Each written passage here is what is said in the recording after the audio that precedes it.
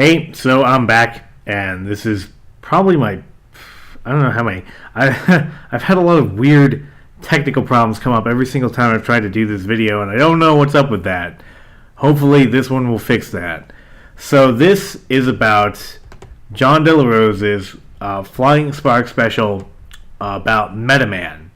And in the Flying Sparks universe, Metaman is pretty much the Superman analog, square jawed, dark hair. Not quite primary colors, but he's the main superhero of this world. And in the Volume 1, which I reviewed, a longer time ago than I want to admit to myself. But in that issue, he was basically mentoring the main character, Meta Girl, who herself doesn't have any superpowers, but she uses advanced technology that she got from this scientist that she knew to fight crime in the city that she lives in. And she's dating this guy that, unbeknownst to her, and her life being unbeknownst to him, she's dating this guy that is actually a supervillain with genuine superpowers, but he doesn't know that she's a superheroine. So that's and this story gives a bit more information about the Superman analog himself.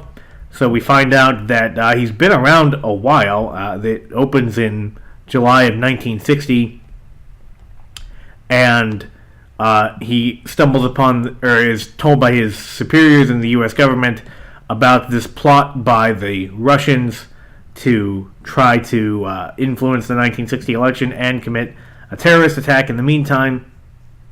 And he's told to go stop it. And in the meantime of him doing this, his seemingly non-powered wife, who is pregnant, begins to go into labor. So he's trying to deal with the emotional stress of having his wife go into labor. Meanwhile, he's called on by the U.S. government to stop the Soviets.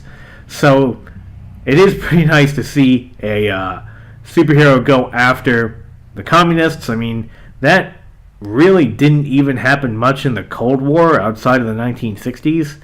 Right, like the superheroes tended to go after much more mundane villains than that. And then we get the added emotional human drama in the meantime. And this is a review copy that John De La Rose was kind enough to give me. I'm not really sure how to handle these things, honestly. So I figured, well, I might as well wait until I have an actual link that I can go to. And so this is available for currently $5 on the Archaven website. Archaven being a publishing house under Castalia House, which is owned by Vox Day. For better or worse, a lot of people don't like Vox Day.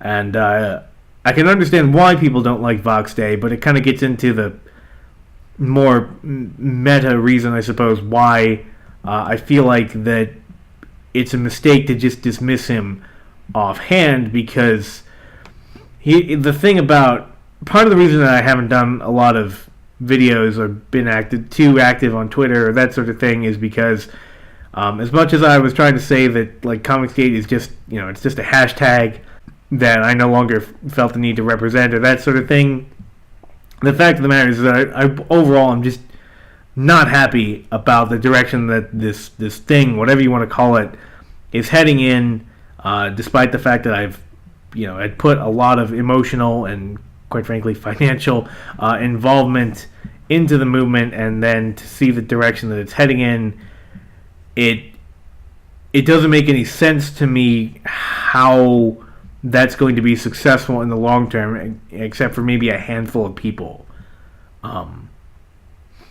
I mean, there's a lot of rhetoric, a lot of talk about building a parallel industry and that sort of thing, but I mean, the kinds of things that are currently being championed are the sorts of things that independent creators have been doing for quite a while. I mean, Diversity in Comics has multiple times said that he looked to Brian Pulido as an example of how to do this correctly, and the idea of what Ethan Van Sciver said about making boutique comics of high quality comics that are really only put out every 6 months, maybe only every year.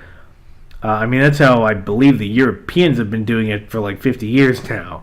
So once again, I don't see how it's like building a parallel industry.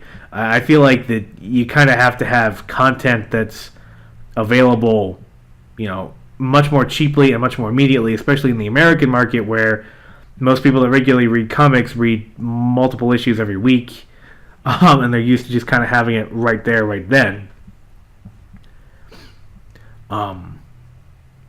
And Vox Day, whatever you think of him, and there's a lot to not like. I'm not going to pretend I don't understand why people don't like Vox Day, right? I mean, he says a lot of very controversial things, and then there's genuine questions about where he gets his money from and about his business model and things like that. And I understand the concerns. It's not like I don't. But this basic idea of making content that's available immediately and quickly, and that can, at least on some level, compete with the mainstream, I mean, that seems like it'd be a big deal to me. And unfortunately, I don't see much in the way of people actually making a move to create that sort of thing.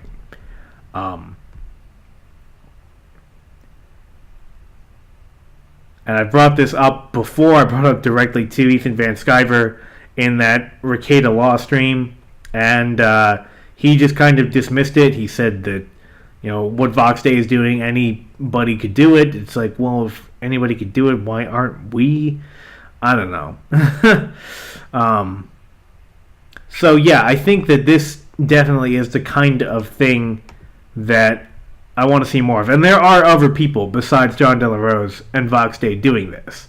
And that might be the next video that I do, is a spotlight on books that you can get right now without crowdfunding, without any sort of thing going on, that you can get right now of people that may or may not be, hashtag Comicsgate, trademark, whatever you want, all the other things you want to throw in there. But it's still intended to go against the sort of superhero market as it currently exists. So yeah, I don't want to get too much into the story of this, just to avoid spoilers and that sort of thing.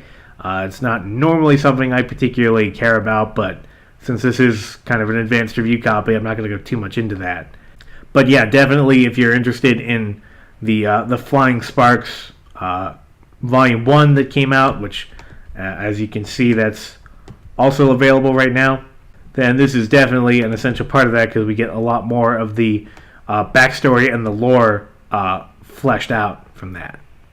So yeah, I'm going to try to keep this kind of short. So tell me what you think. Tell me if you're going to look into this. But, like, comment, subscribe.